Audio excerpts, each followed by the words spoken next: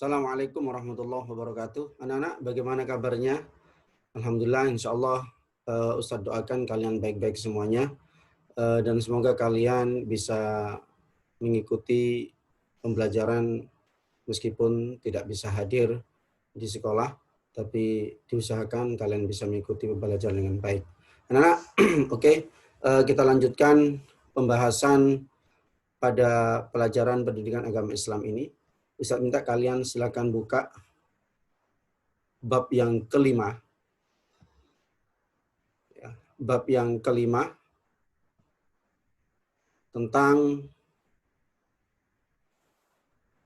kisah Nabi Muhammad, ya, kisah Nabi Muhammad, keteladanan Rasulullah dan sahabatnya.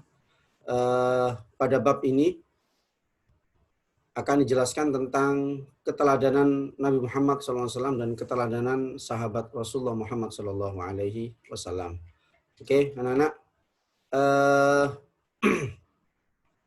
Pada bab ini menjelaskan tentang kejujuran, salah satunya tentang kejujuran dan kasih sayang Rasulullah Muhammad SAW. Nah, yang pertama ini Nabi Muhammad dikenal dengan orang yang dapat dipercaya, ada disebut dengan Al-Amin. Ya. Jadi Nabi Muhammad nggak pernah bohong sama sekali, mulai dari kecil sampai dewasa, sampai diangkat menjadi seorang Nabi, Nabi Muhammad nggak pernah berbohong. Ya. Meskipun itu kepada ibunya, kepada orang tuanya, kepada temannya, kepada kakeknya, kepada pamannya, Nabi Muhammad nggak pernah berbohong. Termasuk kisah yang akan Ustadz sampaikan lewat video, film animasi.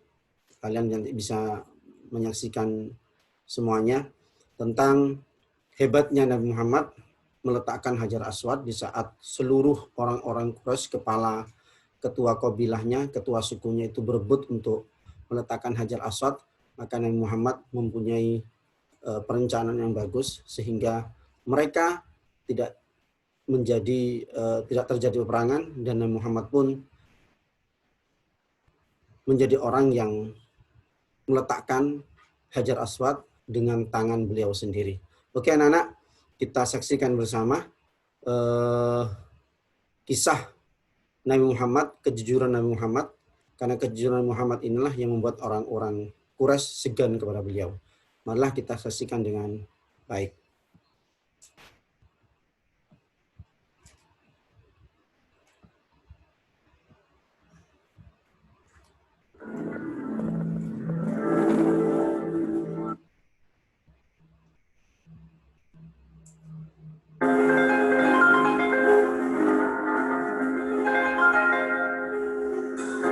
Saya yakinkan penyidik ilmu yang diwasal.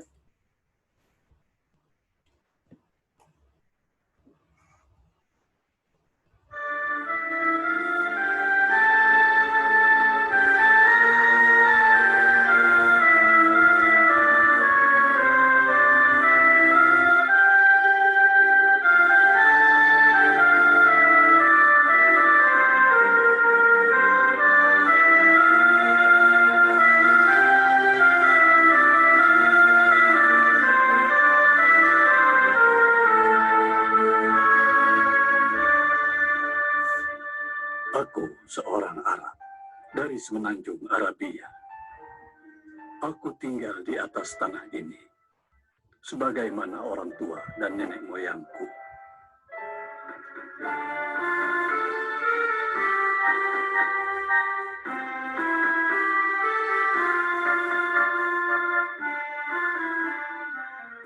Akan tetapi, aku tidak suka pada berhala-berhala yang disembah oleh kaumku.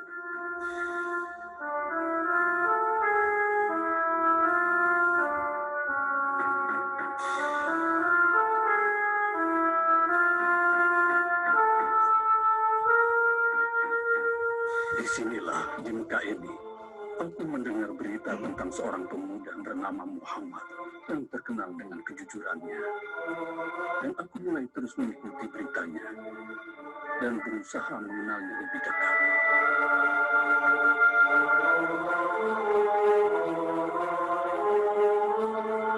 Ketika ketika Muhammad berumur 35 tahun, terjadi perdebatan yang hebat di antara suku Arab tentang siapa yang akan membawa Hajar Aswad dan meletakkannya ke tempat semula. Ketika suku Quraisy merenovasi Ka'bah, karena Hajar Aswad adalah simbol kekuatan dan kekuasaan. Akibat perselisihan tersebut, hampir saja terjadi fitnah dan pertumpahan darah. Itulah yang aku ketahui. Jadi siapa yang akan membawa Hajar Aswad? Kepada para pemuka Mekah, yang terhormat, harta simpanan Ka'bah telah dicuri. Harta simpanan Ka'bah telah dicuri. Mestinya tidak. Sedangkan air banjir telah masuk ke Ka'bah, sehingga para pencuri itu menjarah dan mencuri harta dan pemberian yang diberikan orang-orang ke dalam bangunannya.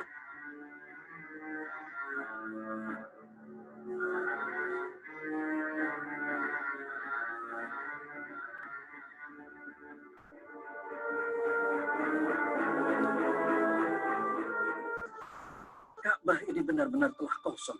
Hanya ini simpanan Ka'bah yang tersisa. Apa yang harus kita perbuat? Iya. Ini perbuatan suku Quraisy. Bagaimana caranya ya? Untuk menangkap mereka. Ya, kita harus susun rencana. Apa kita biarkan begini saja? Terbuka dan terancam lenyap oleh kekerasan dan kekacauan atau terbawa air? Tidak. Bangsa Quraisy telah membuat keputusan untuk mengangkat pagarnya dan membangun atap yang akan melindungi. Sehingga tak seorang pun bisa mengganggunya atau sesuatu yang bisa menghancurkannya.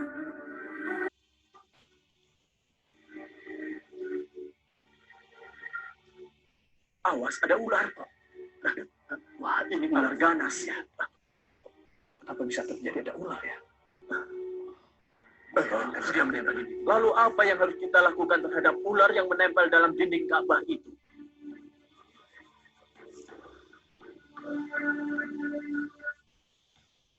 Kita tidak akan bisa melakukan pembangunan selama ular laknat itu berada di sana. Dan ular itu siap menyerang siapa saja yang mendekati tembok.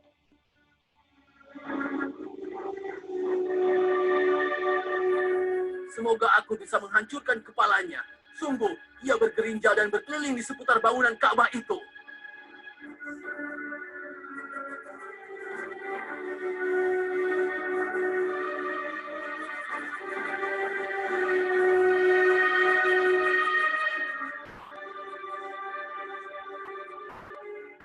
Kita mesti menghancurkan sebagian bangunan Ka'bah dan membangunnya kembali.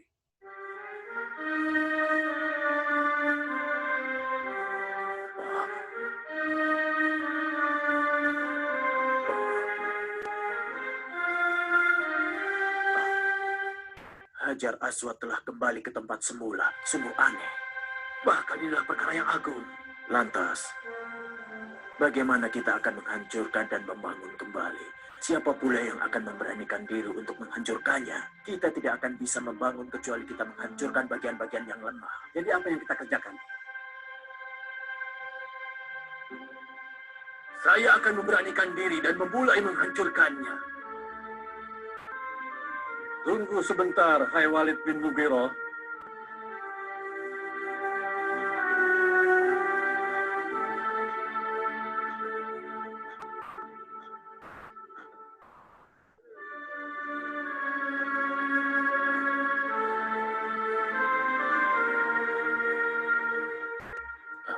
Apa yang terjadi? Sehatkah kamu, hai Walid? Tidakkah akan menimpamu suatu penyakit atau tanganmu akan lumpuh? Apa arti semua ini? Ini tanda dari langit.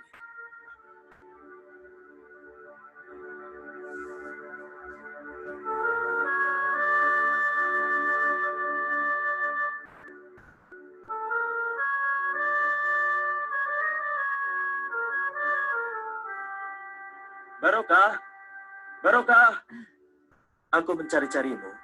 Ada apa gerangan Maisarah? Apakah kamu tahu apa yang dilakukan orang-orang Quraisy? Ya, mereka mau menghancurkan sebagian bangunan Ka'bah dan membangunnya kembali. Sungguh ini satu hal yang istimewa ya Barokah. Ketahuilah ya Maisarah, tak seorang pun berani melakukan hal ini sebelumnya. Apakah Tuanku Muhammad sudah tahu apa yang sedang terjadi? Ya, Tidakkah dia berkata sesuatu? tidak. Tapi Tuanku Muhammad berpikir keras sambil memandang langit. Hatiku terenyuh, wahai Barokah. Aku takut akan sesuatu kemurkaan. Hai, itu dia Walid bin Mughirah di depan kalian. Ia tidak tertimpa penyakit.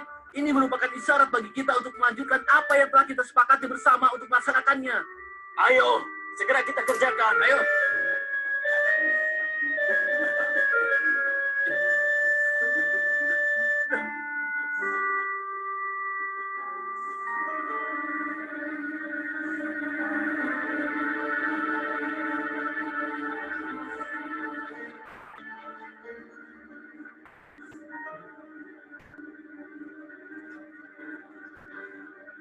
Hai, lihatlah ke atas. Ini adalah kabar gembira lainnya. Kita sudah habisi ular buas itu. Jadi kita dapat bekerja dengan leluasa sekarang dan tanpa rasa takut.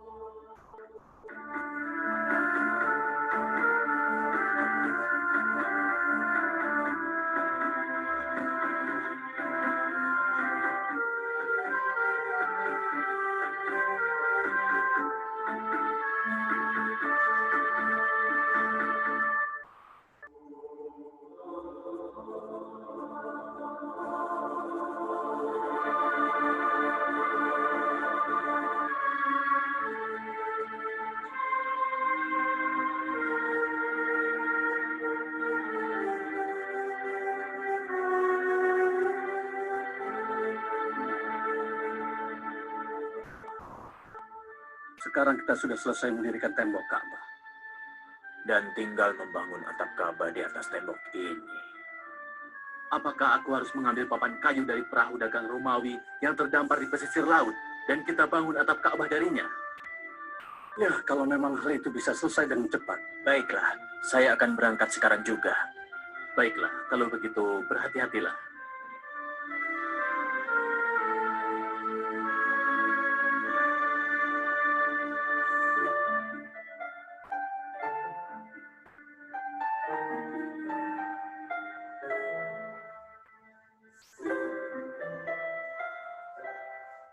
Sekarang telah selesai semua pembangunan Ka'bah. Tinggal bagaimana kita mengembalikan Hajar Aswad ke tempatnya semula. Siapa perwakilan suku-suku yang akan mendapat kehormatan untuk meletakkan Hajar Aswad di tempat semula di bagian Ka'bah? Kami dari keturunan Bani Abdul Manaf sangat mengharapkan kehormatan besar tersebut. Tapi kami keturunan dari Bani Makhzum. Kenapa tidak dari keturunan Bani Jum'ah? Atau Bani Asad. Kenapa Ya, bukan kami? Kenapa bukan kami? Kenapa bukan kami? Kami saja. Kami saja. Tapi kami lebih berhak. Kami saja. Kami. Kami. Kami saja. Kami yang lebih berhak. Kami.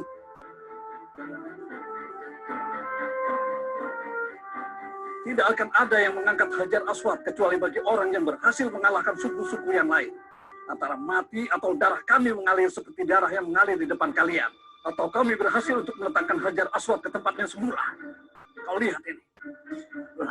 Tidak bisa. Tidak. Tidak bisa. Tidak Kami bisa. tidak terima. Kami tidak Kami tidak terima. Kami tidak terima.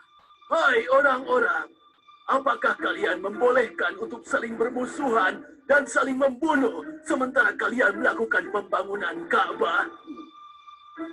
Lalu apa yang kami dapat lakukan, hai Abu Umayyah? Siapapun di antara kita tidak akan rela jika orang lain mengangkat Hajar Aswad. Tidak ada jalan lain kecuali perang. Kalian harus rela dengan apa yang akan diputuskan oleh orang yang pertama kali datang kepada kalian, agar kalian tidak saling membunuh.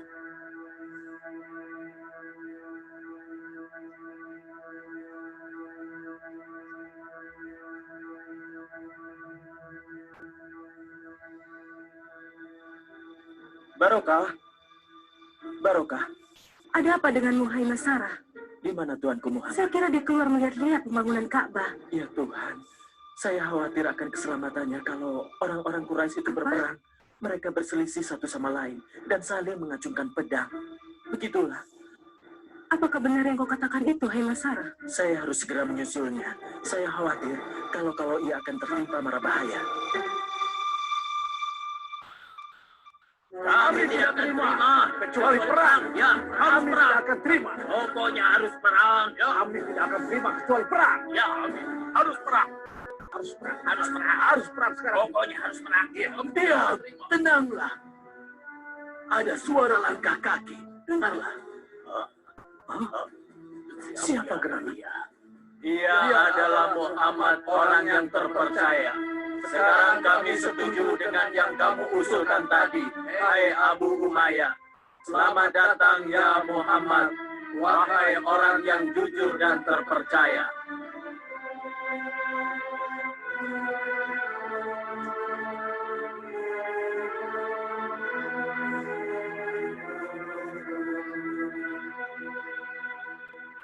Sungguh bijaksana engkau, wahai Muhammad. Alangkah agung dan adil apa yang engkau lakukan. Di mana Tuanku Muhammad? Dia di sana, di tempat Hajar Aswad. Bagaimana kisahnya, saudaraku? Bukankah suku-suku Arab itu sedang berselisih tentang Hajar Aswad? Ya benar. Setelah mereka melumuri pedang-pedangnya dengan darah, mereka memutuskan untuk berperang. Tapi takdir menghendaki datangnya Muhammad dan mendamaikan masalah itu. Lalu setelah itu bagaimana? Seperti yang kamu saksikan, Muhammad meletakkan Hajar Aswad di tengah-tengah kain surban dan meminta kepada setiap suku untuk mengelilingi surbannya agar setiap suku bisa mengambil bagian dari surban itu, kemudian mengangkat Hajar Aswad bersama-sama ke tempat semula.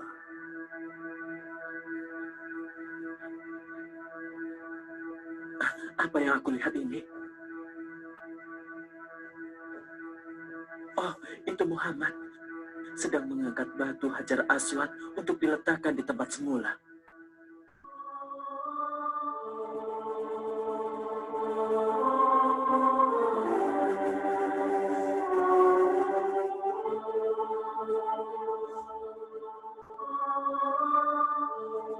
Bagus sekali engkau, Muhammad. Tidak ada seorang pun selain engkau yang bisa menghentikan fitnah antar suku-suku Arab. Dan suku-suku Arab tidak rela kepada siapa saja yang akan mengangkat Hajar Aswad selainmu, wahai orang yang jujur dan terpercaya.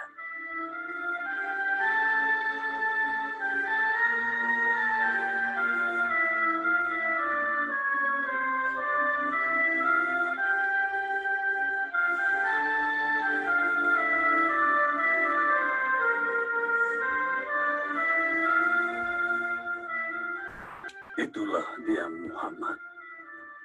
Dan itulah kisahnya bersama Hajar Aswad. Sungguh dia adalah tetesan dari cahaya kebenaran. Hal itu bukanlah perkara biasa dan bukan pula hikmah kebijaksanaan manusia semata. Sesungguhnya dia adalah tetesan dari cahaya kebenaran.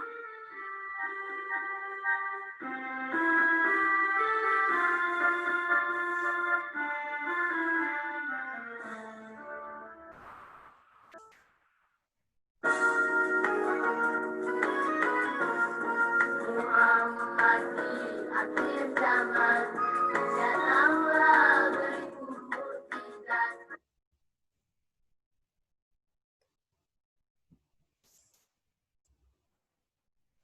Nah, anak-anak, alhamdulillah sudah kita saksikan bersama kisah Nabi Muhammad meletakkan Hajar Aswad.